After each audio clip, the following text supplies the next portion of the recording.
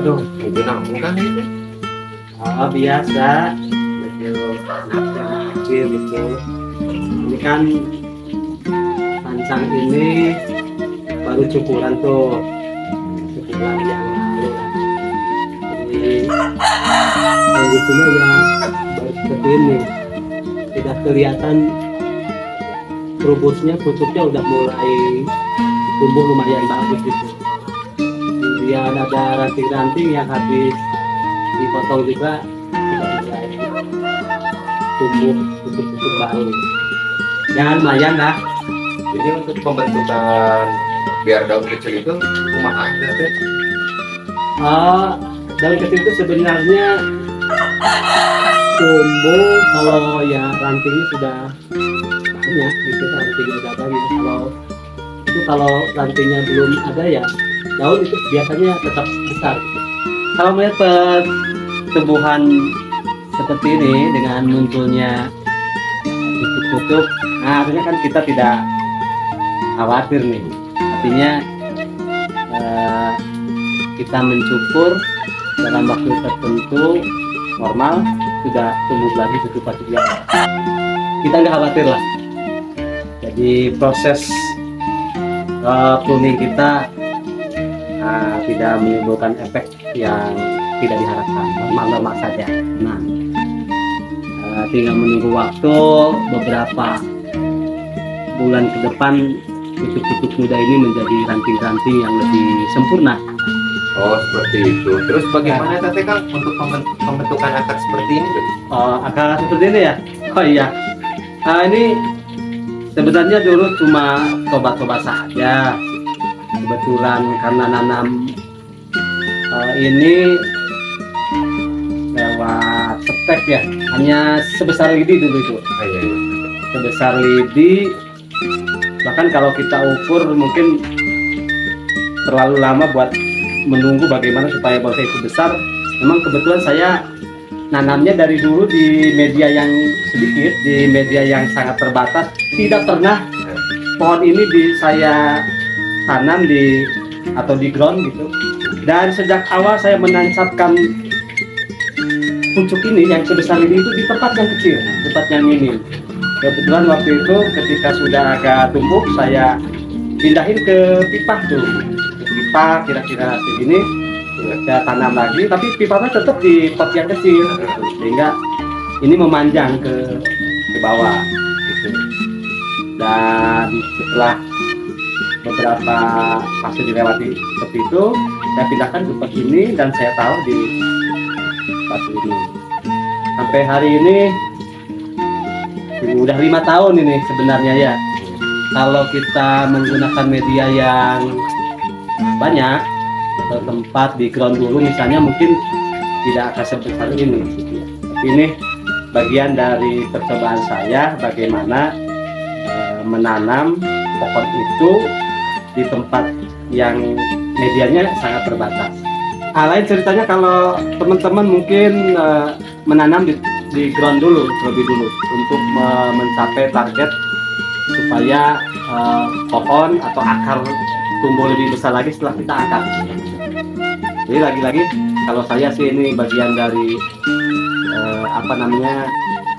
percobaan saya bagaimana efeknya ketika menanam pohon itu di tempat yang kerdil gitu. Hampir 5 tahun ya seperti ini gitu.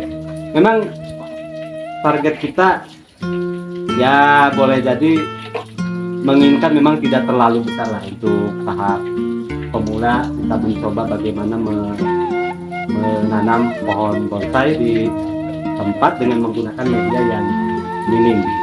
Kalau untuk media tanam itu bagaimana, Kang? Oh iya Kang, media tanam yang paling penting rata-rata mungkin ya untuk tanaman itu kan media tanamnya itu yang poros, yang bisa menciptakan sirkulasi air tidak mengendap begitu ya, sifatnya itu poros. Dan bahkan kalau sancang itu sebenarnya adalah tanaman yang tidak suka berlama-lama biasanya kalau menurut para senior dengan air. Jadi butuh air tapi dalam kondisi teras saja gitu. Jadi dengan menggunakan media poros, artinya media yang bisa tidak bisa menahan air, artinya air bisa keluar, tidak mengendap di bagian akar sehingga memungkinkan akar tumbuh dengan baik, tidak membusuk begitu dengan adanya pengaturan air. Dan itu sekali lagi bahwa sancang itu senangnya di tempat yang justru tidak suka berlama-lama dengan air tapi harus cukup air gitu, sehingga menggunakan media yang poros ini apa namanya, pasir malang ini ya, menggunakan pasir malang untuk medianya. Kalau media pupuk yang digunakan itu jenis apa, Pak? Oh iya kan, kalau pupuk untuk bonsai atau khususnya mungkin untuk bonsai seperti ini, sancang, mungkin orang banyak menggunakan berbagai jenis pupuk gitu ya. Tapi kalau yang saya lakukan ini menggunakan pupuk Dekastar, dan pupuk ini kalau buat saya ya cocok untuk jenis sancang ini. Jadi membantu pertumbuhan lah dan tahan lama. Kalau misalkan jenis sancang itu ada hamanya nggak? Oh ya, kalau untuk hama sebenarnya untuk semua jenis pohon juga pasti ada hamanya. Dan ini seperti yang saya alami ini, sancang ini juga kebetulan kena hama juga nih. Kalau orang menyebutnya ini apa namanya? Kalau di kita ongret itu apa ya? Penggerek batang. Nah ini pernah saya temukan memang makhluknya, udah saya korek dan beberapa lama tertutup, tapi tiba-tiba setelah beberapa bulan kemudian malah muncul lagi dan saya korek lagi jadi bolong seperti ini nih. Kemudian saya korek, saya temukan mati. Ini sebenarnya kambiumnya sudah nutup dulu tuh waktu masih agak kecil pohonnya, tapi tiba-tiba tersang lagi nih. Sampai hari ini saya belum menemukan bagaimana caranya supaya ini benar-benar tidak ada gitu. Tapi kalau saya lihat ini memang penggerek batang itu sudah tidak ada. Saya hanya pakai racun apa itu, racun semprot ya, nggak tahu, lupa lagi saya mereknya. Tapi yang pasti itu memang mati gitu. Pas saya korek mati penggerek batangnya dan saya buang penggerek batangnya. Nah, itu yang kedua kalinya. Tapi yang saya kurang pahami mengapa justru setelah beberapa bulan ini sudah kambium sudah tumbuh malah ada lagi gitu penggerek batangnya itu. Dan kemudian saya buang lagi, saya kasih racun lagi. Nah setelah yang kedua kalinya malah timbul lagi melobangi kayak gini, saya racuni lagi dengan obat yang sama, saya korek lagi dan ternyata memang masih ada penggerek batangnya. Tapi mungkin kalau yang ini insya Allah sudah tidak ada nih, hingga kita menunggu penyembuhan. Ini akan tumbuh kambium. Kalau saya pikir bolong mah nggak apa-apa, ini justru variasi gitu.